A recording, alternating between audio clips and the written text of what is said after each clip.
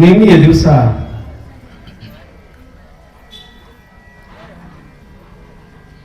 ಯಾವ ಜಾಬಾಲಿ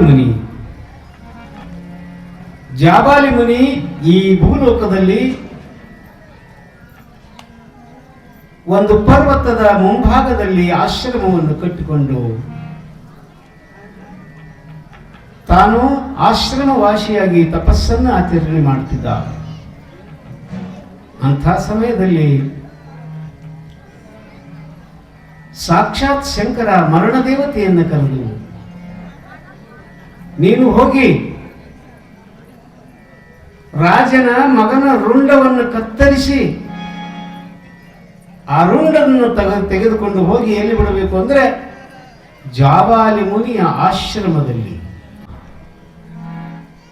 ಅಲ್ಲಿ ಮರಣ ದೇವತೆ ರಾಜನ ಮಗನ ರುಂಡವನ್ನು ಕತ್ತರಿಸಿ ಆ ರುಂಡವನ್ನು ಎಲ್ಲಿಗೆ ತಂದಳು ಅಂದ್ರೆ ಜಾಬಾಲಿ ಮುನಿಯ ಆಶ್ರಮದಲ್ಲಿ, ಜಾಬಾಲಿ ಮುನಿ ತಪಸ್ಸು ಮಾಡುವಂತ ಜಾಗದಲ್ಲಿ ತಂದು ಅವನ ಎದುರಿಗೆ ಒಗೆದು ಹೋಗಿಬಿಟ್ಟು ಮರಣ ದೇವತೆ. ಬೆಳಗಾಗುವ ಹೊತ್ತಿಗೆ ರಾಜನ ಮಡದಿ ರಾಣಿ ತನ್ನ ಕೂಸಿನ ಮೇಲೆ ಕೈ ಹಾಕಿ ಮೇಲಿನ ಪರದೆಯನ್ನು ತೆಗೆದಳು. ರುಂಡ ಕತ್ತರಿಸಿಕೊಂಡು ಹೋಗಿದ್ದಾರೆ, ಬರೀ ದಂಡ ಮಾತ್ರ ಬಿದ್ದಿದೆ ಮಗುವಿಗೆ. ಅಂಥ ಸುಂದರವಾದಂತಹ ಮಗು, ರಾಜಪಿಂಡ ರತ್ನದ ಗೊಂಬೆಯಂತಹ ಮುದ್ದಾದ ಮಗುವಿನ ತಲೆಯನ್ನು ಕತ್ತರಿಸಿಕೊಂಡು ಹೋಗಿದ್ದನ್ನು ನೋಡಿ ದಿಗ್ಭ್ರಾಂತಳಾಗಿ ಚಿಟ್ಟನೆ ಚೀರಿದಳು ರಾಣಿ. ರಾಜ ಓಡಿ ಬಂದ, ನೋಡೋದ್ರೊಳಗೆ ಆ ಮಗುವಿನ ರುಂಡನೆ ಇರಲಿಲ್ಲ. ಬಹಳ ಸಿಟ್ಟು ಬಂತು ರಾಜನಿಗೆ. ಯಾರು ನನ್ನ ಮಗನ ರುಂಡವನ್ನು ಕತ್ತರಿಸಿ ತಗೊಂಡು ಹೋಗಿದ್ದಾರೆ? ಈಗಿಂದ ಈಗಲೇ ಎಲ್ಲ ರಾಹುತರು ಹೋಗಿ ಅವನನ್ನು ಶೋಧನೆ ಮಾಡ್ರಿ.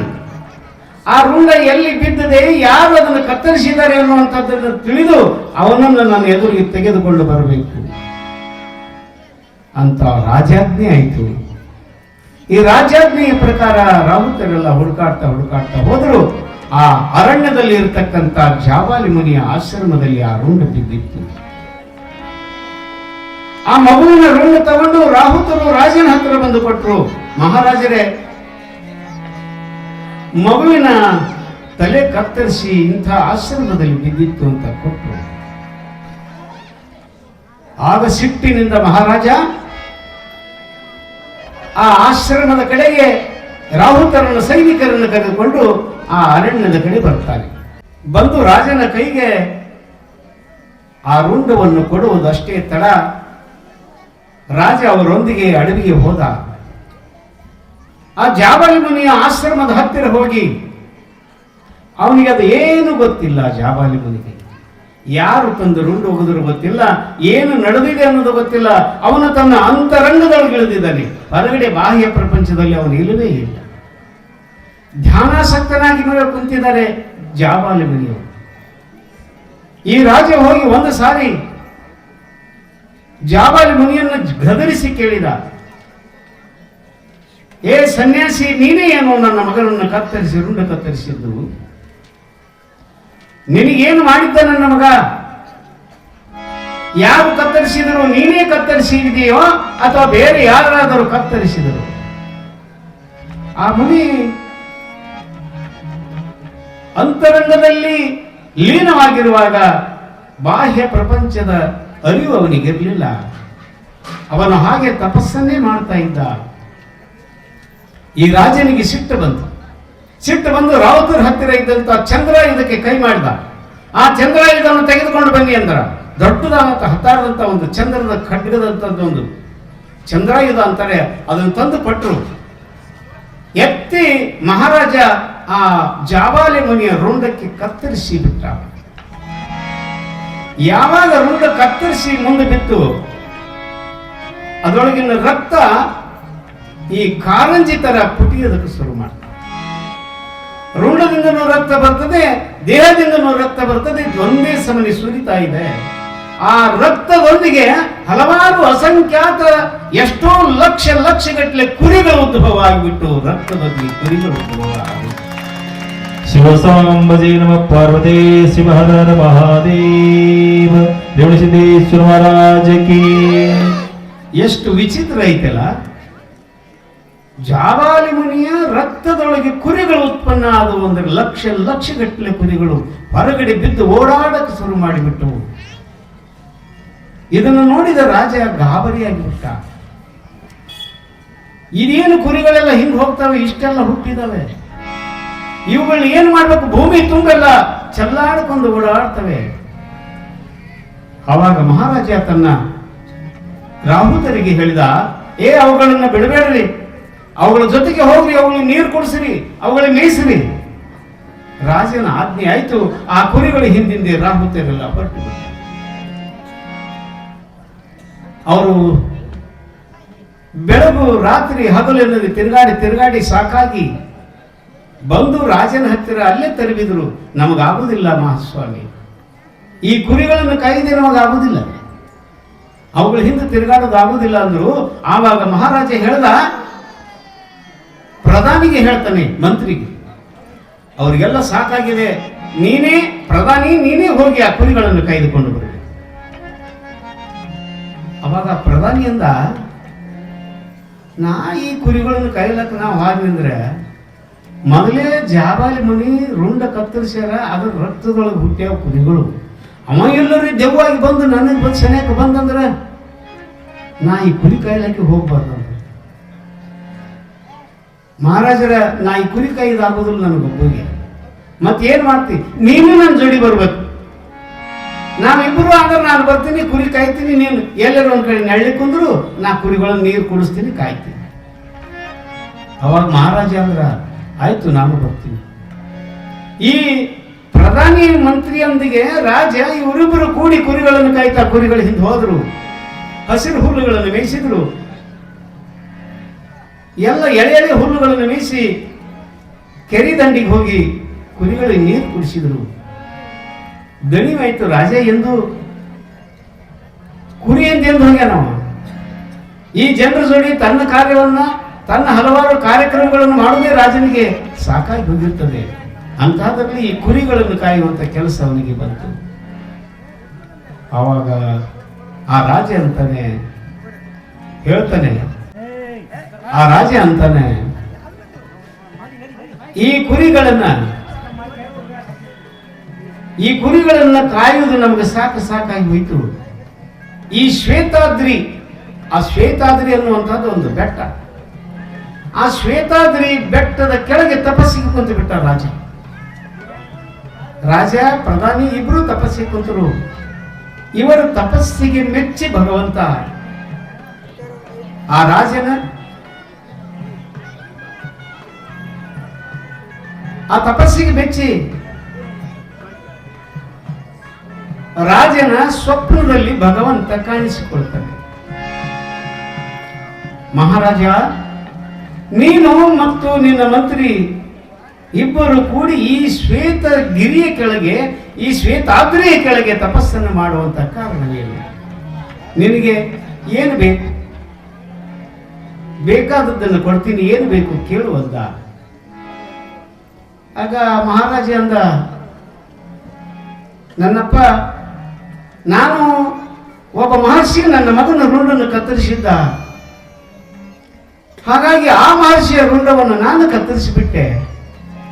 ಆ ಮಹರ್ಷಿಯ, ಜಾಬಾಲಿ ಮಹರ್ಷಿಯ ರಕ್ತದಿಂದ ಅಸಂಖ್ಯಾತ ಕುರಿಗಳೆಲ್ಲ ಹುಟ್ಟಿ ಬಂದು ಅವುಗಳನ್ನು ಕೈಕೊಳ್ತಾ ಬಂದೆ. ನಾನು ಹಗಲು ರಾತ್ರಿ ಕುರಿಗಳ ಹಿಂದೆ ಬೆನ್ನತ್ತಿದರೆ ನನ್ನ ರಾಜ್ಯದ ಗತಿ ಏನು? ನನ್ನ ರಾಜ್ಯದ ಪ್ರಜೆಗಳನ್ನು ಕಾಪಾಡುವರು ಯಾರು? ಅದಕ್ಕಾಗಿ ನನ್ನಪ್ಪ ಈ ಕುರಿಗಳನ್ನು ಕಾಯ್ದು ನನ್ನಿಂದ ಆಗುವುದಿಲ್ಲ. ಆವಾಗ ಸದ್ಗುರು ತಥಾಸ್ತು ಅಂತ ಹೇಳಿ ಪರಮಾತ್ಮನಿಗೆ ಹೇಳ್ತಾನೆ, ಇನ್ನು ಮೇಲೆ ನೀನು ಇಲ್ಲಿಂದ ಹೊರಡು, ನೀನು ನಿನ್ನ ಕಾರ್ಯಗಳಲ್ಲಿ ಸಾಂಗವಾಗಿ ನೀನು ರಾಜರು, ಪ್ರಧಾನಿ ಎಲ್ಲರನ್ನು ಕೂಡಿಕೊಂಡು ನಿನ್ನ ಕಾರ್ಯವನ್ನು ನೀನು ಮಾಡು, ಹೋಗು. ಆ ಕುರಿಗಳ ರಕ್ಷಣೆಯ ಜವಾಬ್ದಾರಿ ನನಗಿರ್ಲಿ ಅಂತ. ಆಗ ಇಟ್ಟು ಬಿಟ್ಟರೆ ಸಾಕಾಗಿತ್ತು. ರಾಜಮಂತ್ರಿ ಅರಮನೆಗೆ ಹೋದ್ರು. ಇಲ್ಲಿ ಕುರಿಗಳು ಶ್ವೇತಗಿರಿಯ ಮುಂಭಾಗದಲ್ಲಿ ಮೇಯ್ತಾ ಇದ್ದಾವೆ. ಆ ಕುರಿಗಳ ಹತ್ತಿರ ಯಾರು ಇಲ್ಲ. ಆವಾಗ ಸಾಕ್ಷಾತ್ ಶಂಕರ ಧರಾತಲದಲ್ಲಿ, ಭೂಮಿಯ ಮೇಲ್ಭಾಗದಲ್ಲಿ, ಭೂಮಂಡಲದೊಳಗೆ ಅಸಂಖ್ಯಾತ ಕುರಿಗಳು ಜಾಬಾಲಿ ಮನೆಯ ರಕ್ತದಿಂದ ಹುಟ್ಟಿ ಬಂದಿದ್ದಾವೆ.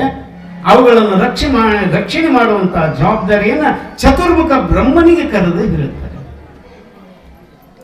ಪರಮಾತ್ಮ.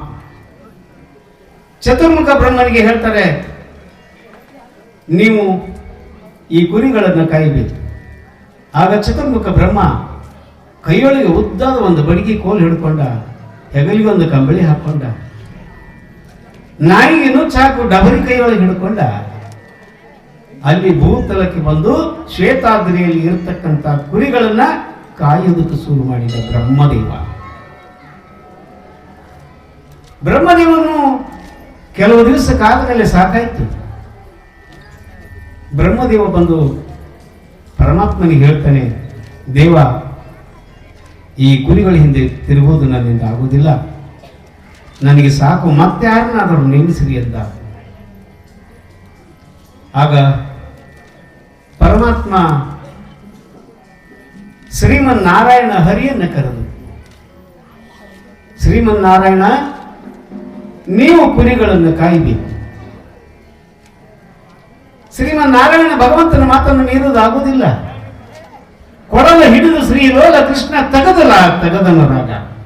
ಕುರಿಗಳನ್ನು ಮುಂದೆ ಬಿಟ್ಟ ನೀರು ಕುಡಿತಿದ್ದು ಒಂದು ದೊಡ್ಡ ಕಲ್ಲಿನ ಮೇಲೆ ಕುಂತು ಕೊಳಲನ್ನು ಊದುತ್ತಾ ಶ್ರೀಕೃಷ್ಣ ರಾಗ ತೆಗೆದ. ಕುರಿಗಳ ಆನಂದದಿಂದ ಮೈತಿದ್ದು. ಆಗ ಶ್ರೀಮನ್ನಾರಾಯಣನು ಬಂದು ಪರಮಾತ್ಮನಿಗೆ, ನನ್ನಿಂದ ಈ ಕುರಿಗಳನ್ನು ಕಾಯುವುದು ಆಗುವುದಿಲ್ಲ ಅಂತಾನೆ. ಸಾಕ್ಷಾತ್ ಶಂಕರನೇ ತಾನೇ ಒಂದು ದೊಡ್ಡ ಕೋಲನ್ನು ಹಿಡಿದು ಹೆಗಲ ಮೇಲೆ ಇಟ್ಟುಕೊಂಡು ಧರಾತಲದಲ್ಲಿ ಇರ್ತಕ್ಕಂಥ ಕುರಿಗಳನ್ನು ಕಾಯುವುದಕ್ಕೆ ಸಾಕ್ಷಾತ್ ಶಂಕರ ಪರಮಾತ್ಮ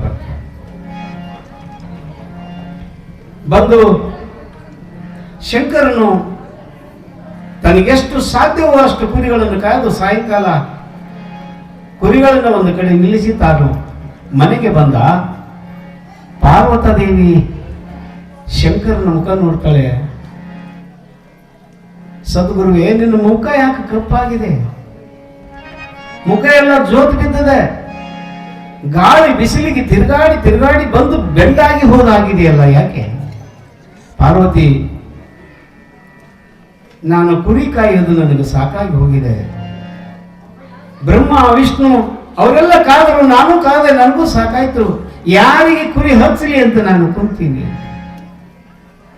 ಪಾರ್ವತಾದೇವಿ ಹೇಳ್ತಾಳೆ, ಜಗದೊಡೆಯ, ನಿನ್ನ ಲೀಲೆ ಯಾರಿಗೂ ತಿಳಿಯದು. ನಿನಗೆ ಗೊತ್ತಿದ್ದರೂ ಗೊತ್ತಿಲ್ಲದ ಹಾಗೆ ನಾಟಕ ಮಾಡ್ತಿದ್ದಿ. ಯಾರಿಂದ ಏನೇನು ಕಾರ್ಯಗಳನ್ನು ಮಾಡಿಸಬೇಕೆನ್ನುವುದು ನಿನಗೆ ಗೊತ್ತಿದೆ. ನೀನು ಅಪ್ಪಣೆ ಕೊಟ್ರೆ ಸದ್ಗುರುವೇ ನಾನು ಕುರಿಗಳನ್ನು ಕಾಯ್ತೀನಿ ಅಂತ ಪಾರ್ವತಾದೇವಿ ಹೇಳ್ತಾಳೆ, ಒಪ್ಪುವಂತಾಳೆ ಪರಮಾತ್ಮ. ಸಾಕ್ಷಾತ್ ಶಂಕರಿ, ಜಗದೊಡತಿ ಅಂಬೆ, ಆ ತಾಯಿ ಪರಮಾತ್ಮನ ಅಪ್ಪಣೆಯನ್ನು ಪಡೆದುಕೊಂಡು ಬಗಲೊಳಗೆ ಗಣಪತಿಯನ್ನು ಎತ್ತುಕೊಂಡು ಕುರಿಗಳನ್ನು ಕಾಯುವುದಕ್ಕೆ ಈ ಭೂತಲಕ್ಕೆ ಬರ್ತಾಳೆ. ಈ ಶ್ವೇತಾದ್ರಿಯ ಪಕ್ಕದಲ್ಲಿ ಇರತಕ್ಕಂಥ ಕುರಿಗಳ ಹಿಂಡನ್ನು ಬೆನ್ನು ಹತ್ತಿ ಎಳೆ ಹುಲ್ಲುಗಳನ್ನು ಮೇಯಿಸಿ, ಎಲ್ಲಿ ಚಿಕ್ಕ ಚಿಕ್ಕ ಕಂಟಿಗಳಿದ್ದಾವೆ ಅವುಗಳಲ್ಲಿ ಮೇಯಿಸಿ, ಸಣ್ಣ ಸಣ್ಣ ಮರಿಗಳು ಆಗ್ತಾನೆ ಹುಟ್ಟಿದ ಮರಿಗಳನ್ನ ಆ ಕುರಿಗಳಿಗೆ ಹಾಲು ಕುಡಿಸಿ, ತನ್ನ ಮಗನನ್ನು ಎತ್ತುಕೊಂಡು ಅವನನ್ನು ಕೂರಿಸಿ ಗಣಪತಿಗೆ ಹೇಳ್ತಾಳೆ, ನೀನು ಬುದ್ಧಿಪ್ರದಾಯಕ ಅನಿಸ್ಕೋತೀರಿ. ನೀನು ಈ ಕುರಿಗಳ ಲೆಕ್ಕ ಇಡಬೇಕು. ದೊಡ್ಡ ಎಷ್ಟದಾವು, ಸಣ್ಣ ಎಷ್ಟದಾವ, ಈದಂತ ಕುರಿಗಳು ಎಷ್ಟದಾವ, ಈಲಾರ್ದ ಮರಿ ಎಷ್ಟದಾವ, ಈಲಾರ್ದ ಕುರಿಗಳು ಎಷ್ಟದಾವ, ಹಿಂಗೆ ಲೆಕ್ಕ ಇಡಬೇಕು ಗಣಪತಿ ಅಂದ್ರು. ಆಯ್ತು ತಾಯಿ. ಗಣಪತಿ ಪಾರ್ವತಿ ಇಬ್ಬರು ಸೇರಿ ಕುರಿಗಳನ್ನು ಕಾಯ್ತಾ ಎಲ್ಲಿಗೆ ಬರ್ತಾರೆ? ಆ ಕುರಿಗಳನ್ನ ತಿರುವಿಕೊಂಡು ಜಾಗೃತಪುರ ಸೀಮೆಗೆ ಬರ್ತಾರೆ. ಜಾಗೃತಪುರ ಸೀಮೆಗೆ ಬರ್ತಾರೆ. ನಿಮಗೆ ಗೊತ್ತು, ಅವತ್ತೇ ಮೊದಲನೇ ಅಧ್ಯಾಯದಲ್ಲಿ ಬಂದಿದೆ. 5 ಮೊಳ ಭೂಮಿದಾನ ಸಾಕ್ಷಾತ್ ಶಂಕರ ಇವರ ತಂದೆಯಿಂದ ಪಡ್ಕೊಂಡಿದ್ದ. 5 ಮೊಳ ಭೂಮಿ ದಾನ ಕೊಟ್ಟಿದ್ದು ಅದರ ಕಡಿಮೆ ಇವರು ಗಳೆ ಹೊಡೆದಿರ್ಲಿಲ್ಲ. ಅವರು ಎತ್ತುಗಳನ್ನ ಕಡೆ ಹೋಗಿದ್ದಿಲ್ಲ, ಅಲ್ಲಿ ಕಂಟಿ ಕಡ್ದಿದ್ದಿಲ್ಲ. ಆ 5 ಮೊಳ ಭೂಮಿಯನ್ನು ಬಿಟ್ಟೆ ನೀ ಸಾಗು ಮಾಡ್ರಿ ಅಂತ ಆದಿಗೊಂಡ ಚುಂಚಲಾದೇವಿ ಮಕ್ಕಳಿಗೆ ಹೇಳಿದ್ರು. ಅದರ ಕಡೆ ಇವರು ಹೋಗಿರ್ಲಿಲ್ಲ ಕರೆ, ಆದ್ರ ಆ ಗಿಡಗಂಟಿ ಪದೆಯೊಳಗ 3 ಕಣ್ಣಿನ ಹುತ್ತ ಎತ್ತರವಾಗಿ ಬೆಳೆದು ಕುಂತಿತ್ತು. ಈ ಪಾರ್ವತದೇವಿಯ ಕುರಿಗಳನ್ನ ತಿರುಗಿಕೊಂಡು ಜಾಗೃತಪುರ ಸೀಮೆಗೆ ಬಂದಾಗ ಆ 3 ಕಣ್ಣಿನ ಹುತ್ತ ಎಲ್ಲೈತಿ ಅಂತ ಪಾರ್ವತಿ ದೇವಿ ಹುಡುಕ್ತಾ ಇತ್ತು. ಯಾಕೆಂದ್ರೆ 5 ಮೊಳ ಭೂಮಿದಾನ ಪೂರ್ವದಲ್ಲಿ ಹಿರಿಯರು ಅವರಿಗೆ ಕೊಟ್ಟಿದ್ರು.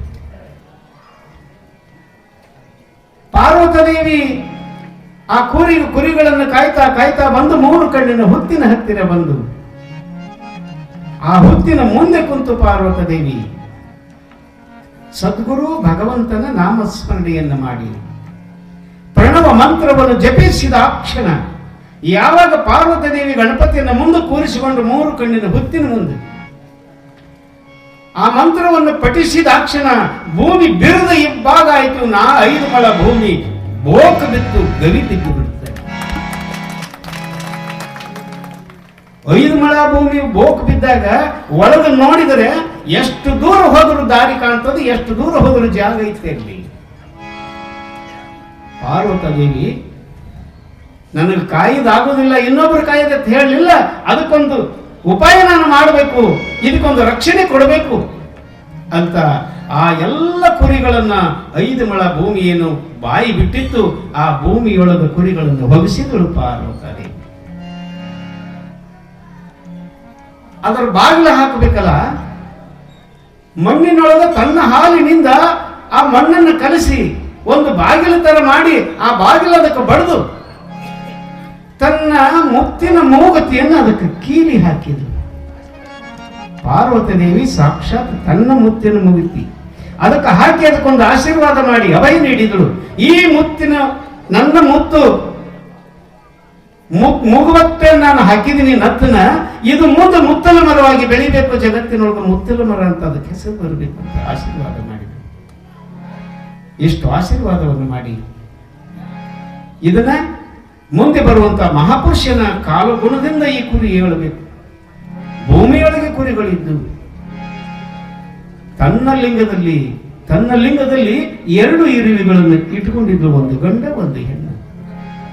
ನೀವು ಇರುವೆಯನ್ನ ಸ್ವಲ್ಪ ಸೂಕ್ಷ್ಮದಿಂದ ನೋಡ್ರಿ, ಅದು ಟಗರಿನ ಗತಿ ಇರ್ತದೆ, ಅದು ಮುಂದೆ ದಪ್ಪ ಇರ್ತದೆ, ಹಿಂದೆ ಸಣ್ಣ ದಪ್ಪ ಇರ್ತದೆ, ನಡು ಸಣ್ಣ ಇರ್ತದೆ. ಒಂದು ಕುರಿ ಒಂದು ಟಗರ್ನ ಲಿಂಗದೊಳಗೆ ಇಟ್ಕೊಂಡಿದ್ರು, ಇವು ಸುಖವಾಗಿ ಇದಾವ ಇಲ್ಲ ನೋಡೋದಕ್ಕೆ. ಈ ಭೂಮಿ ಧರಾತಲದಲ್ಲಿ ಗವಿಯೊಳಗೆ ಕುರಿಗಳು ನೆಮ್ಮದಿಯಿಂದ ಇದಾವ ಇಲ್ಲ ನೋಡೋದಕ್ಕೆ ಲಿಂಗದೊಳಗೆ ಇದ್ದು ಬರೀ ಅವು 2 ಇರುವೆಯನ್ನು ನೋಡಿದ್ರೆ ಸಾಕಾಗಿತ್ತು. ಅದಕ್ಕೆ ಸಂಬಂಧ ಇತ್ತು. ಅವು 2 ಇರುವೆ ಸುಖವಾಗಿದ್ದರೆ ಆ ಕುರಿಗಳೆಲ್ಲ ಸುಖವಾಗಿರ್ತೀವಿ. ನೀವು ಕೇಳಬಹುದು, ಆ ಭೂಮಿಯೊಳಗಿದ್ದಂತ ಕುರಿಗಳಿಗೆ ನೀರು ಯಾರು ಕುಡಿಸಿದ್ರು, ಮೇವು ಯಾರು ಹಾಕಿದ್ರಿ, ಯಾರು ಬೆಳೆಸಿದ್ರು ಅವುಗಳನ್ನು? ಅದಕ್ಕೆ ಭಗವಂತ ಹೇಳ್ತಾನೆ, ಕನಕದಾಸ ಹೇಳ್ತಾನೆ, ಕಲ್ಲೊಳಗೆ ಹುಟ್ಟಿ ಕೂಗುವ ಕಪ್ಪಿಗೆ ಅಡಿಗಡಿಗೆ ಆಹಾರವನ್ನಿತ್ತವರು ಯಾರು? ಬಲ್ಲಿಹನು ಕಾಗಿನೆಲೆ ಆದಿಕೇಶವರಾಯ. ಕಲ್ಲು ಹೊಡಿತಿರ್ತಾರ ನೋಡ್ರಿ, ಕಲ್ಲು ಹೊಡೆದಾಗ ಅದ್ರೊಳಗೆ ಒಂದಿಷ್ಟು ನೀರ, ಒಂದಿಟ್ಟು ಉಸುಕ, ಒಂದು ಕಪ್ಪಿ ಹೊರಗೆ ಬೀಳ್ತೈತಿ. ನೋಡಿರ್ಬೇಕು ನೀವು, ಕೆಲವರಿಗೆ ಗೊತ್ತಿರ್ತೀವಿ. ಅಂತ ಕಲ್ಲೊಳಗೆ ಹುಟ್ಟಿ ಕೂಗುತ್ತಂತ ಕಪ್ಪಿ, ಅದಕ್ಕೆ ಯಾರು ಆಹಾರ ಇತ್ತರು? ಸಾಕ್ಷಾತ್ ಶಂಕರ, ಅವನಿಗೆ ಗೊತ್ತು. ಹಾಗೆ ಈ ಕುರಿಗಳನ್ನ ಧರಾತಲದಲ್ಲಿ ಗವಿಯೊಳಗೆ ರಕ್ಷಣೆ ಮಾಡ್ತಿದ್ದ. ಇಷ್ಟು ಲೀಲೆಯನ್ನು ಮಾಡಿ ಪಾರ್ವತಾದೇವಿ ಕೈಲಾಸಕ್ಕೆ ಗಣಪತಿಯನ್ನು ಎತ್ತುಕೊಂಡು ಹೋಗ್ತಾರೆ. ನಿಮ್ಗೆ ಮೊನ್ನೆ ಒಂದು ದಿವಸ ಈ ಅಧ್ಯಾಯ ಪ್ರಾರಂಭವಾಗುವ ಪೂರ್ವದಲ್ಲಿ ನಿಮ್ಗೆ ಹೇಳಿದ್ದೆ, ನೀವು ಇದನ್ನು ನೆನಪಿಡಿರಿ ಅಂತ. ಶಿವಪದ್ಮಗೊಂಡ ಎತ್ತುಗಳನ್ನ ಹೊಡ್ಕೊಂಡು ಮಿಣಿಸೋಮನ ಹಾಕೊಂಡು ಗಳೆ ಹೊಡೆಯೋದಕ್ಕೆ ಅಣತಮ್ಮರು ಕೂಡ ಅವ ಅಣತಮ್ಮರು ಇವನು ಜೋಡಿ ಜಗಳ ಆಡಿದ್ರು. ತಾಯಿ ತಂಡಿಗೆ ಹೇಳಿದ್ರು, ನಾವೇ ದಿನ ಗಳೆಗೆ ಹೋಗ್ಬೇಕಂತ ಬರೆದು ಕೊಟ್ಟೈತೇನ, ಇವ ದಿನ ಉಂಡ ಆಡ್ತಾನೆ ಇಲ್ಲಿ ಮನೆಯೊಳಗ, ಶಿವಪದ್ಮನನ್ನು ಕಳಿಸ್ರಿ. ಅವನು ಹೇಳ್ತಿ ಹರಿಣಾದೇವಿಯನ್ನು ಲಗ್ನ ಮಾಡಿಯಲ್ಲ, ಆಕಿನ ಕಳಿಸವನು ಕೂಡ. ಹಿಂಗ ಅವರು ಜಗಳ ಮಾಡಿದ್ರಲ್ಲ, ಆವಾಗ ಅವ ಶಿವಪದ್ಮಗೊಂಡ ತಾಯಿ ತಂದೆಗೆ ಹೇಳಿದ್ದ, ಯವ್ವ ಯಪ್ಪ ನಾನು ಹೋಗ್ತೀನಿ ನಾಳೆಯಿಂದ ಗಳಿಗೆ ಹೋಗ್ತೀನಿ, ನಾ ದುಡಿತೀನಿ. ತಾಯಿನೂ ಹೇಳಿದ್ಳುತ್ತೇಪ್ಪ, ಉಂಡು ತಿರುಗಿದರು ಉಡಾಳ ಅಂತಾರೋ, ನಿನ್ನ ಅಣ್ಣತಂದ್ರು ನಿನ್ನ ಸಲುವಾಗಿ ಬೇಜಾರು ಮಾಡ್ಕೋತಾರೆ, ನೀನು ಗಳಕ್ಕೆ ಹೋಗು, ಕೆಲಸ ಮಾಡಿ. ಅಷ್ಟೊತ್ತಿಗೆ ಹರಿಣಾದೇವಿ ಗರ್ಭವತಿಯಾಗಿದ್ದಳು. ಜಗದ್ಗುರು ರೇವಣ ಸಿದ್ದೇವರಿಗೆ ಆಶೀರ್ವಾದ ಮಾಡೋದಕ್ಕೆ ಬಂದಾಗ ಪೂಜೆ ಪುನಸ್ಕಾರಗಳನ್ನು ಮಾಡಿ ಸದ್ಗುರುವಿನ ಪಾದ ತೊಳೆದು ಕುಡಿದು ಪದ್ಮಗೊಂಡ, ಅಯ್ಯಪ್ಪ ನನ್ನ ಹೆಂಡತಿ ಗರ್ಭವತಿ ಇದ್ದಾಳೆ. ಹೌದು, ಗರ್ಭವತಿ ಇದ್ದಾಳೆ ನಿನ್ನ ಹೆಂಡತಿ, ಗೊತ್ತು. ಅವಳಿಗೆ ಇನ್ನು ಮುಂದೆ ಕೆಲವು ದಿವಸದಲ್ಲಿ ಗಂಡಸ ಮಗು ಹುಟ್ಟುತ್ತಾನೆ, ಅವನಿಗೆ ನನ್ನ ಹೆಸರು ಇಡು. ಸಂತೋಷದಿಂದ ಒಪ್ಪುಕೊಂಡ ಪದ್ಮಗೊಂಡ. ಕೆಲವು ದಿವಸದೊಳಗೆ ಗಂಡಸ ಮಗು ಹುಟ್ಟಿದ, ಅವನಿಗೆ ರೇವಣ ಸಿದ್ಧ, ರೇವಪ್ಪ ರೇವಣ ಸಿದ್ಧ ಅಂತ ಹೆಸರಿಟ್ಟ ಪದ್ಮನ. ಇಷ್ಟಾದ ಮೇಲೆ ಅವತ್ತು ಎತ್ತುಗಳನ್ನು ಹೊಡ್ಕೊಂಡು ಶಿವಪದ್ಮಗೊಂಡ ಆ ಭೂಮಿಗೆ ಹೋಗ್ತಾನೆ ನೇಗಿಲು ಹೊಡಿಬೇಕು ಅಂತ. ಇವ ನೇಗಿಲು ಹೊಡಿಬೇಕಂದು ಹೊಲಗೊಳಗೆ ಹೋಗಿ ಸೂರ್ಯನ ದಿಕ್ಕಿಗೆ ಮುಖ ಮಾಡಿ ಗಳೆ ತರಿಬಿದ್ದ. ಸದ್ಗುರುವನ್ನು ನೆನೆಸಿದ್ದ, ತಾಯಿ ತಂದೆಯರನ್ನ ಸದ್ಗುರುವನ್ನು ನೆನೆಸಿ ಪೂಜೆ ಮಾಡಿ ಎತ್ತುಗಳ ಗಳೆ ಸಾಗ ಮಾಡುವುದಕ್ಕೆ ನಿಂತಿದ್ದ. ಅದನ್ನ ಅವತ್ತು ಇಲ್ಲಿಗೆ ನಿಲ್ಲಿಸಿ ನಿಮಗೆ ಹೇಳಿದ್ದೆ, ಇದು ನೆನಪಿರಲಿ. ಮುಂದಿನ ಒಂದು ಅಧ್ಯಾಯ ಮುಗಿತಾನ ಕುರಿಗಳು ಎಲ್ಲಿಗೆ ಬರ್ತಾವ ಅಲ್ಲಿಂದ ಮುಂದೆ ಅದು ನಿಮ್ಗೆ ಅರ್ಥ ಆಗ್ತದೆ ಅಂತ ಹೇಳಿದ್ದೆ. ಅದು ನೆನಪಿದ್ರೆ ಸಾಕು ನಿಮಗೆ. ಇವತ್ತು ಶಿವಪದ್ಮಗೊಂಡ ಗಳೆ ಸಾಗ ಮಾಡ್ತಿದ್ದ. ನಿಮಗೆ ಗೊತ್ತಿದ್ದ ಹಾಗೆ ಪಾರ್ವತ ದೇವಿ ದೇವಲೋಕದಿಂದ ಬಂದು ಆ ಕುರಿಗಳನ್ನ ಆ ಗವಿಗಳಿಗೆ ಹೋಗಿಸಿದಾಳೆ. ಶಿವಪದ್ಮಗೊಂಡ ಸೂರ್ಯನ ದಿಕ್ಕಿಗೆ ನೇಗಿಲಿ ಹೂಡಿ ಎತ್ತುಗಳನ್ನ ಬಸವಣ್ಣ ಅಂತ ತಿಳ್ಕೊಂಡು, ಎತ್ತಂದ್ರೆ ಬಸವಣ್ಣ, ಅವನ ಕಾಲಿನಿಂದ ನಮಗೆ ಅನ್ನ ಸಿಗ್ತದೆ. ಬಸವನ ಪಾದ ಸ್ಪರ್ಶ ಆದ್ರೆ ಸಾಕು, ಜಗತ್ತು ಉದ್ಧಾರ ಆಗ್ತದೆ. ನಾವು ಯಾವುದೇ ಏನೇನೋ ಮಾತಾಡ್ಬೇಕಾದ್ರೆ ಪಟ್ಟಣ ಏನಾದ್ರು ಕಷ್ಟ ಬಂತದ್ದು ಬಸವ ಅಂತೀವಿ, ಏನಾದ್ರು ತೊಂದರೆ ಆದ್ರೆ ಬಸವ. ಯಾಕೆಂದ್ರೆ ಬಸವ ಬಸವ ಬಸವ ಎಂದರೆ ಪಾಪ ದೆಸೆಗಟ್ಟು ಹೋಗುವುದು ಅಂತ ಬಸವಣ್ಣನ ನೆನದ. ಅವತ್ತು ಅದೇ ಒಂದೇ ನೋಡಿ ಹಾಡಿದ್ದೆ,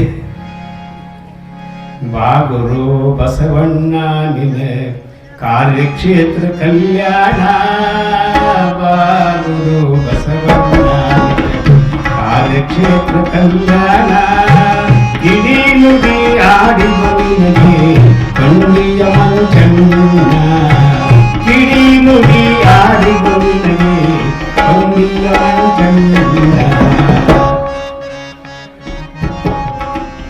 ಕಲ್ಯಾಣ ಪಟ್ಟಣಗೋಳು ಬಿಜ್ಜಳನ ಸ್ಥಾನ, ಕಲ್ಯಾಣ ಪಟ್ಟಣಗೋಳು ಬಿಜ್ಜಳನ ಸ್ಥಾನ, ಲಿಪಿ ತೆಗೆದು ಓದಿ ಹೇಳಿ ಕಂಚಿನ ಪಟವನ್ನ, ಲಿಪಿ ತೆಗೆದು ಓದಿ ಹೇಳಿ ಕಂಚಿನ ಪಟವನ್ನ, ಬಾಗುರು ಬಸವಣ್ಣ ಕಾರ್ಯಕ್ಷೇತ್ರ ಕಲ್ಯಾಣ, ಬಾಗುರು ಬಸವಣ್ಣ ಕಾರ್ಯಕ್ಷೇತ್ರ ಕಲ್ಯಾಣ, ಇಡೀ ನುಡಿ ಆಡಿದ ನಿನಗೆ ನುಡಿಯ ಮಂಚಣ್ಣ, ಇಡೀ ನುಡಿ ಆಡಿದ ನಿನಗೆ ನುಡಿಯ ಮಂಚಣ್ಣ.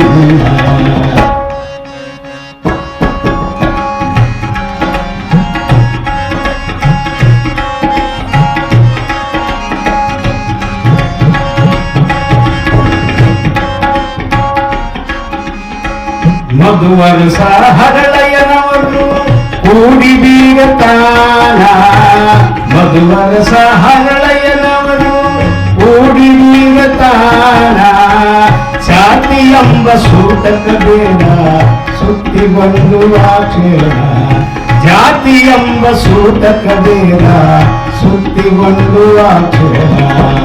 ಕುಲದ ಸಲುವಾಗಿ ಕಲಹ ಹುಟ್ಟಿತು ಕೆಟ್ಟ ಹೋಯಿತು ಕಲ್ಯಾಣ, ಕುಲದ ಸಲುವಾಗಿ ಕಲಹ ಹುಟ್ಟಿತು ಕೆಟ್ಟ ಆಯಿತು ಕಲ್ಯಾಣ ಇಡೀ ನುಡಿ ಆಡಿದೊಲಿನಗೆ ತಂಗಿಯ ಮಂಚಣ್ಣ ಇಡೀ ನುಡಿ ಆಡಿದೊಲಿನಗೆ ತಂಗಿಯ ಮಂಚಣ್ಣ ತಂಗಿಯ ಮಂಚಣ್ಣ.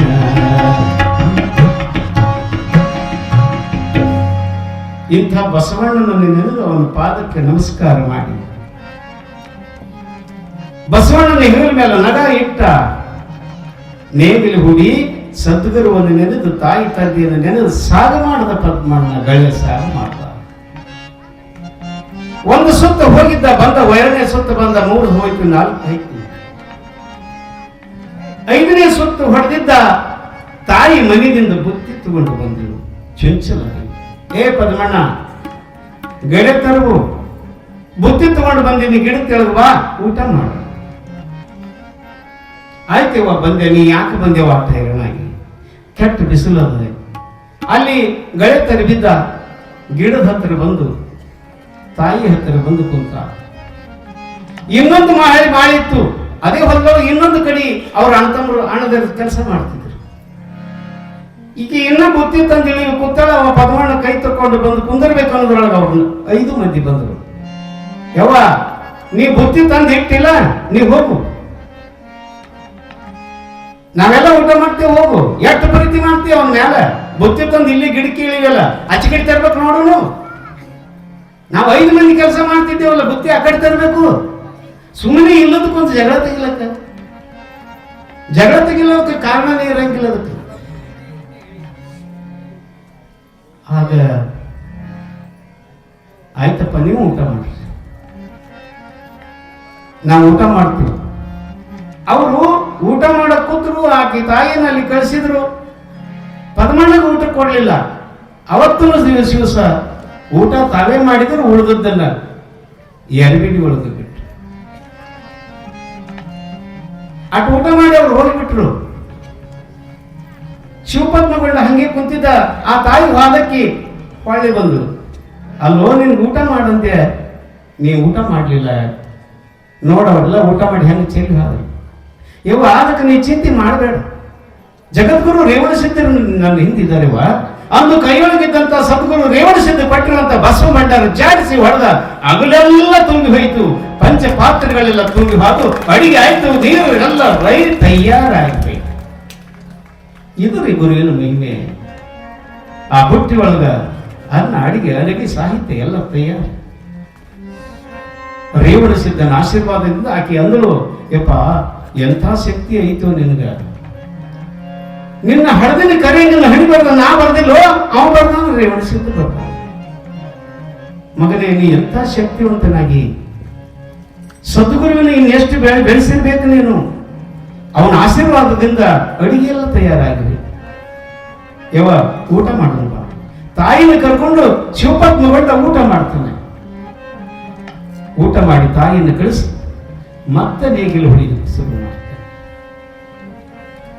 ತಾಯಿ ಆ ಕಡೆ ಹೋದ್ಮೇಲೆ ಇವ ನೇಗಿಲು ಹೊಡೆಯುವಾಗ ಯಾವಾಗ ಹಿರಿಯರು ಹೇಳಿದ್ರು, ನಮ್ಮ ಅಪ್ಪ ಇವರೆಲ್ಲ 5 ಮಳ ಭೂಮಿದಾನ ದೇವರಿಗೆ ಕೊಟ್ಟಾನ, ಅದ್ರ ಕಡೆ ಗಳೆ ಹೊಡಿಬಾರ್ದು, ಆ ಕಡೆ ಹೋಗಬಾರ್ದು ಅಂತ ಹೇಳಿದ್ರು.